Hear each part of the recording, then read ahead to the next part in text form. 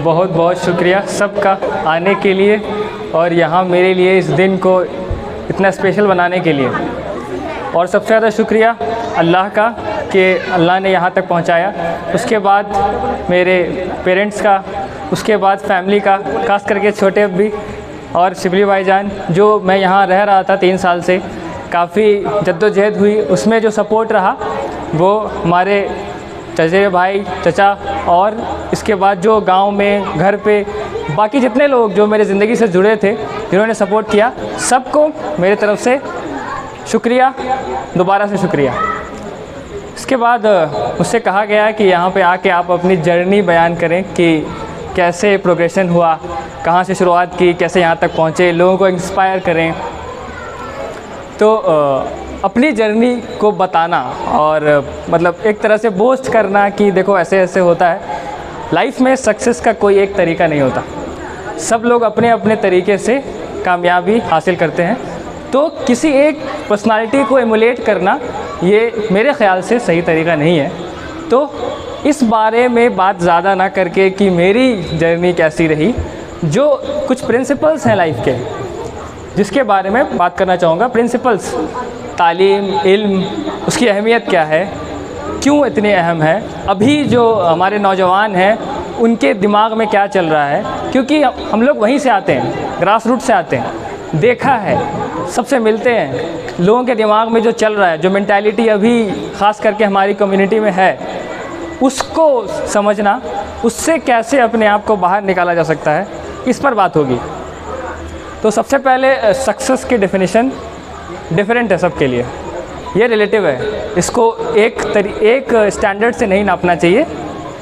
तो अब अपने अपने जगह पे जो जहाँ पे है, अगर आप एक छोटे से दुकान चलाते हैं तब भी आपका कुछ वैल्यू सिस्टम है कि ये करना है, ये नहीं करना है, ज़िंदगी ऐसे अच्छी होती है। उसको अगर आप रोज़ every day if you are following your values, that is success for you. इसी तरह आप उससे ऊपर जितना ज़्यादा आपके लाइफ में स्फीयर ऑफ इन्फ्लुएंस है, एक कॉन्सेप्ट है स्फीयर ऑफ कंसर्न का, स्फीयर ऑफ इन्फ्लुएंस का, आपको किस बात से कंसर्न होता है, ये तो हर चीज़ है। आप आज ग्लोबलाइज वर्ल्ड है, जुड़े हुए हैं सब लोग, इंटरनेट पे कुछ देखा, नींद नहीं आ रही है 2 दिन तक कि अरे देश में ऐसे हो रहा है, वहाँ ऐसे हो रहा है, सीरिया में ऐसे हो रहा है। सही है, समझ में आता है कि आपको कंसर्न है, लेकिन जो आपका स्फीयर ऑफ इन्फ्लुएंस है उसमें आप अपना कंट्रीब्यूशन नहीं दे रहे हैं। आप जब जहाँ नौकरी करने जाते हैं, छोटा सा ऑफिस है आपका, वहाँ आप बेईमानी कर रहे हैं छोटे से लेवल पे, और आपको कंसर्न है कि दुनिया में वहाँ ऐसा क्यों हो रहा है। इस चीज़ को समझिए, जब तक आप अपने हिसाब से, अपने स्फीयर ऑफ इन्फ्लुएंस में जो आपके लिए सही चीज़ है वो नहीं करेंगे, दुनिया तब्दील नहीं होती है।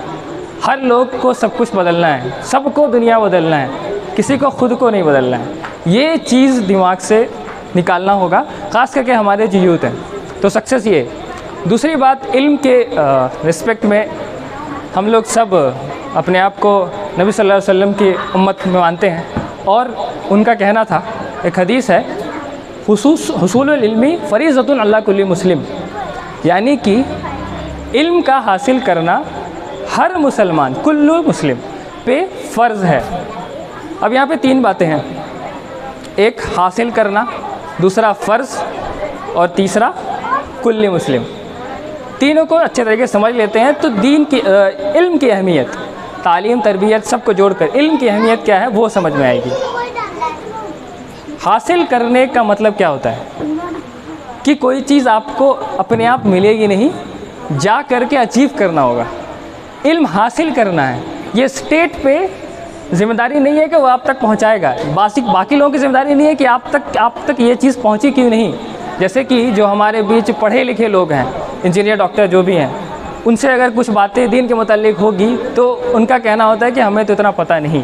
ये क्यों? क्योंकि आपने हासिल करने के लिए एफ़र्ट नहीं लगाया है। तो इल्म हासिल करने के लिए कहा गया था, अपने आप पहुंच के आएगा नहीं। तो सबसे पहले हासिल करने का जो वर्ड है उसको समझना है, उसके लिए एफ़र्ट पुट करना होता है। दूसरी बात, हासिल करना फ़र्ज़ है। इल्म क्या है, डिस्कशन अभी होगा। फ़र्ज़ है मतलब ऑब्लिगेशन है, ये कुछ ऐसी चीज़ नहीं है जो ऑप्शनल है, जो आप कभी करें कभी नहीं करें, और लाइफ में बहुत सारी चीज़ें चल रही हैं तो ये नहीं हो पा रहा है, ये नहीं हो सकता। इल्म हासिल करना फ़र्ज़ है। तीसरी बात, कुल्ले मुस्लिम। अनफॉर्चुनेटली हम लोग अपने कम्युनिटी में ख़ास करके ये देख रहे हैं या फिर ये देखते हैं, हमारे यहाँ जेंडर इक्वालिटी नाम की कोई चीज़ नहीं है। एक स्टीरियोटाइप बना दिया गया है कि लड़का ऐसा होता है, लड़की ऐसी होती है, उसको नहीं पढ़ाने की ज़्यादा ज़रूरत, उसको तो ससुराल जाना है। अल्लाह ने, नबी ने कहा हर मुसलमान पर इल्म हासिल करना फ़र्ज़ है, नहीं कहा हर मुसलमान मर्द पे फ़र्ज़ है, नहीं कहा हर मुसलमान औरत पे फ़र्ज़ है। जब नबी ने डिफ्रेंशिएट नहीं किया तो हम लोग ऐसा क्यों कर रहे हैं? अर्बन एरियाज़ में तो देखने को कम मिलता है, लेकिन रूरल एरियाज़ में सब लोग जानते हैं अपने गाँव में क्या हो रहा है। तो इस पे ध्यान देने की ज़रूरत है इस सोसाइटी में। तो ये 3 चीज़ें इस हदीस से। उसके बाद इल्म की बात आती है।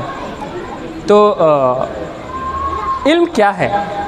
अभी हमारे बीच कुछ लोग हैं जिनको सोसाइटी में जाना जाता है कि वो दीनदार हैं। कुछ लोग हैं जिनको जाना जाता है कि उतने दीनदार नहीं है लेकिन बहुत कामयाब हैं, क्योंकि कामयाबी का मेयार सबके लिए अलग अलग है।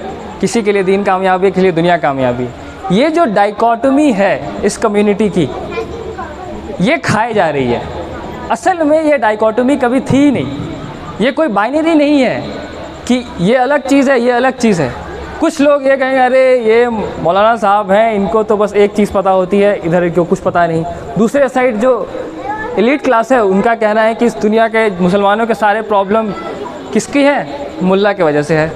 ये जो बैरिकेड बन गया है डाइकोटोमी, ये इसलिए है क्योंकि हम लोगों ने इल्म का मतलब ही गलत समझ लिया है। दुनिया और आखिरत दोनों में कामयाबी के लिए जो इम्पोर्टेंट चीज़ है इल्म है। वो इल्म यूनिफाइड इल्म है। अल्लाह ताला ने बताया इक़रा बिस्मि रब्बिकल लज़ी खलक़। अल्लाह ताला ने बताया कि हमने अल्लमल कुरान, हमने सिखाया। इल्म के वर्ड जब जब अल्लाह ताला यूज़ करता है तो अल्लाह ताला कह रहा है कि मेरा सिखाया हुआ ये इल्म है। उसको बांटा कभी नहीं, और हम लोगों ने बांट लिया और फिर लगातार बांटे हुए चले जा रहे हैं। 2 अलग अलग स्ट्रीम्स बन गए हैं। इस पे काम करना हमारी कम्युनिटी के लिए ख़ास करके ये ज़रूरत है। तो इल्म को इस तरीके से देखेंगे। उसके बाद इंस्पिरेशन और मोटिवेशन की बात हो रही थी कि आप बच्चों को इंस्पायर करें और बाकी बच्चे इंस्पायर हों कि यहाँ तक पहुँचें। मोटिवेशन एक एक्सट्रिंसिक फैक्टर है। आज आप ये देख रहे हैं, अच्छा लग रहा है, पॉम्प एंड शो है, लोग आपसे मिल रहे हैं, बहुत लोग मोटिवेट होंगे कि हाँ भाई यही करना है। ये मेरे ख्याल से तरीका नहीं है। आप इस चीज़ के पीछे, फेम के पीछे भाग करके किसी चीज़ को अचीव करना चाहते हैं, ये नीयत गलत है। नबी सल्लल्लाहु अलैहि वसल्लम ने फरमाया इन्नमल अमालु बिन्नियात। तो जो आप नीयत रखेंगे, उस पर जो अमल करेंगे, उससे फ़र्क पड़ता है। तो नीयत क्या है? इस पूरे सोसाइटी की को कंट्रीब्यूट करना, उसके बेटरमेंट के लिए काम करना, अपने वतन के बेटरमेंट के लिए काम करना। इसमें जो हमारे भाई हैं, बाकी भाई, अपने भाई, सब के लिए बेटरमेंट के लिए काम करना। वो काम ज़रूरी नहीं है कि आप एक तरफ सोच करके वैसे करें, तो होलिस्टिक सोच होनी चाहिए, तो इसमें ज़रूर फ़ायदा होगा। तीसरी बात इंस्पिरेशन की है। इंस्पिरेशन इंट्रिंसिक फैक्टर है, वो अंदर से आता है। अंदर से कब आता है? जब आपको पता चले, जब आपके अंदर एक वाई हो कि आपकी ज़िंदगी में पर्पस क्या है, मीनिंग क्या है, हो क्या रहा है। अभी जो नौजवान हैं आसपास आप देख रहे हैं, ग्लोबल रिवोल्यूशन के बाद जो है इंटरनेट एकदम बूम पे चला है, सबके पास। इसको नोट कीजिएगा, ये वो दौर है ह्यूमन सिविलाइजेशन का जिस वक्त हर इंसान के पास इतना नॉलेज मौजूद है जो कि पूरे हिस्ट्री में कभी किसी इंसान के पास मौजूद नहीं। और उसको जिस तरीके से अब्यूज़ कर रहे हैं हम लोग, ये शर्मनाक बात है। तो इस दौर में आप मौजूद हैं, आपको इतना ज़्यादा रिसोर्सेज अवेलेबल है और आप एफ़र्ट पुट नहीं कर रहे हैं क्योंकि आपका सिर्फ कंसर्न है, अपने इन्फ्लुएंस पे काम नहीं कर रहे हैं। ये ज़रूरी है, इस तरफ देखना है। तो अंदर से इंस्पिरेशन क्यों? क्योंकि आपको पता चले ज़िंदगी में पर्पस।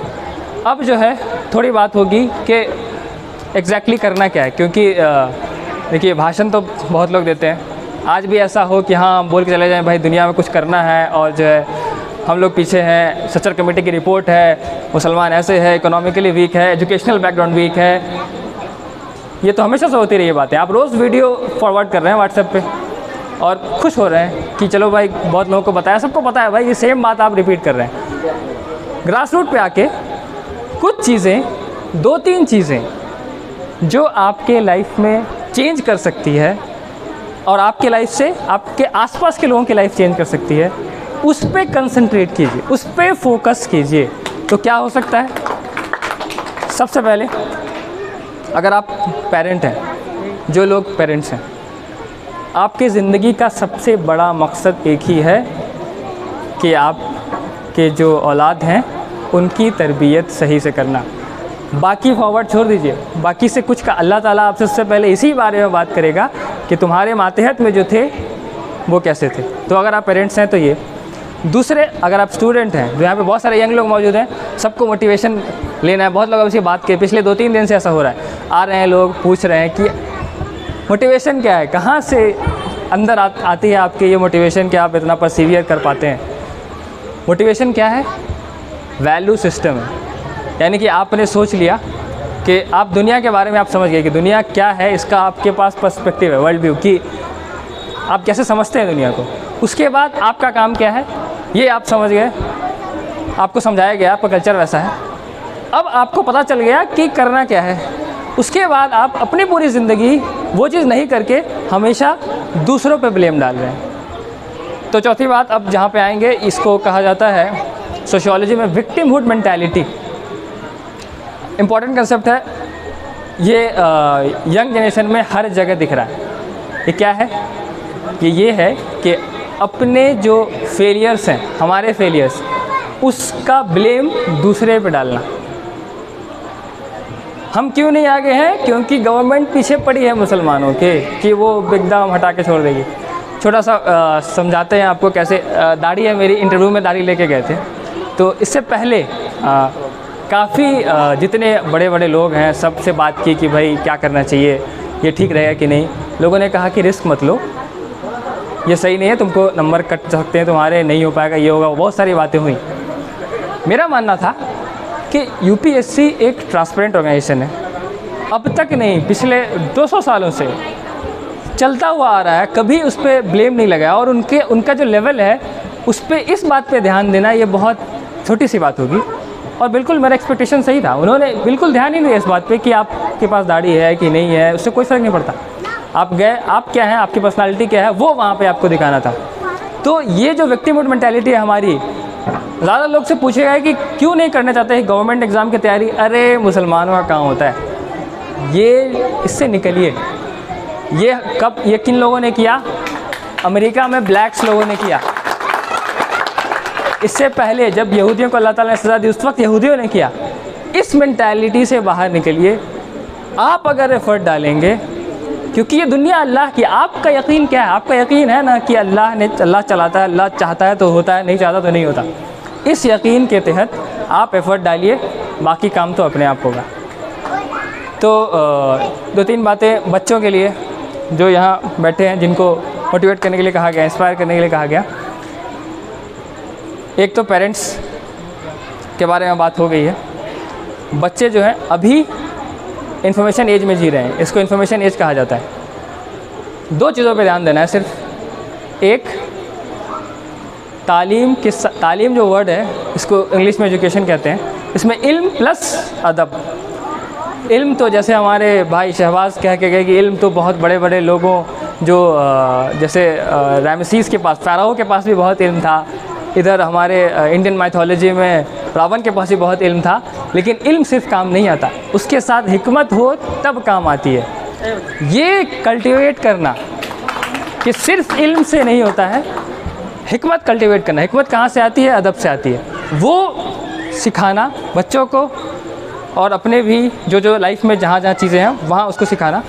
और दूसरी तरफ इंफॉर्मेशन एज में आप जी रहे हैं, तो इंफॉर्मेशन एज में इंफॉर्मेशन का सही इस्तेमाल, यानी कि इसको कहा जाता है इन्फोडेमिक। जैसे अभी पैंडेमिक चल रहा था, एक वायरस है जिसने पूरी दुनिया में हल्ला मचाया, उस तरह इन्फॉर्मेशन का पैंडेमिक चल रहा है। हर दिन फॉरवर्ड फेक न्यूज़ वगैरह वगैरह। इस पे बच्चों को जो है समझाना, उनको सेंसिटाइज़ करना कि कैसे सही और गलत का फ़र्क करते हैं। असल में इल्म यही है, इल्म ह्यूमन सिविलाइजेशन के फॉरवर्ड जाने का तरीका है। हमेशा से इंसानों ने कुछ किया, ट्रायल एंड एरर, कुछ सही हुआ कुछ गलत हुआ, उसको अगले जनरेशन को बताया कि देखो ऐसे सही होता है ऐसे गलत होता है। इसी को आगे ले जाना ही इल्म है।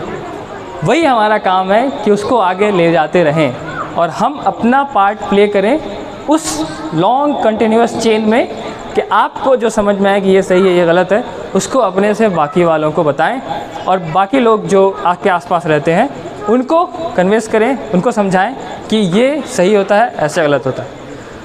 तो फिर से बहुत बहुत शुक्रिया आप लोगों का यहाँ आने के लिए और मेरी बातें इतनी सुनने के लिए। वैसे तो इतना डिज़र्व नहीं करते हैं क्योंकि 2 दिन पहले तो आम इंसान थे, तो 2 दिन में कुछ बदल तो नहीं गया कि एक रिज़ल्ट आया और पता नहीं कुछ हो गया, ऐसा होता नहीं है।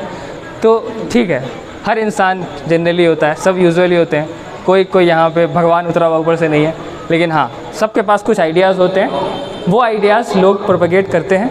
अगर आपको वो क्लिक कर रहा है, समझ में आ रही है कुछ बातें, मानिए, नहीं तो जो आपको लगता है जिससे जो इल्म वाला है, जिसको आप समझते हैं इल्म वाला, उसकी बातें मानिए। लेकिन हाँ, एफ़र्ट डालिए लाइफ में। वो जो स्पॉन्टेनियस लाइफ है, पता नहीं चल रहा कब सुबह हो रही है कब शाम हो रही है, दिन बीतता जा रहा है, 5 साल बीत गए, याद नहीं है कि कहाँ 5 साल बीते। वो लाइफ मत जीजिए, डेलिब्रेट लाइफ जीजिए। आप डिसाइड करेंगे कि कल कैसे होगा, परसों क्या होगा, 5 साल के बाद मुझे क्या करना है, मेरा क्या बनना है, एकदम प्लान करके जाइए। यही मेरे लिए सक्सेस है। और अगर आप में से किसी को ये कन्विंस कर पाया तो आप भी इसी को सक्सेस माने। ठीक है, तो फिर से शुक्रिया आपका यहाँ आने के लिए और जो है इसको यहाँ समझाने के लिए बहुत बहुत शुक्रिया, बहुत बहुत शुक्रिया। खास करके शिवली भाईजान, छोटे भी और हमारे पूरे ख़ानदान और बाकी सब लोग जो यहाँ पे मौजूद हैं, बहुत बहुत शुक्रिया। Thank you.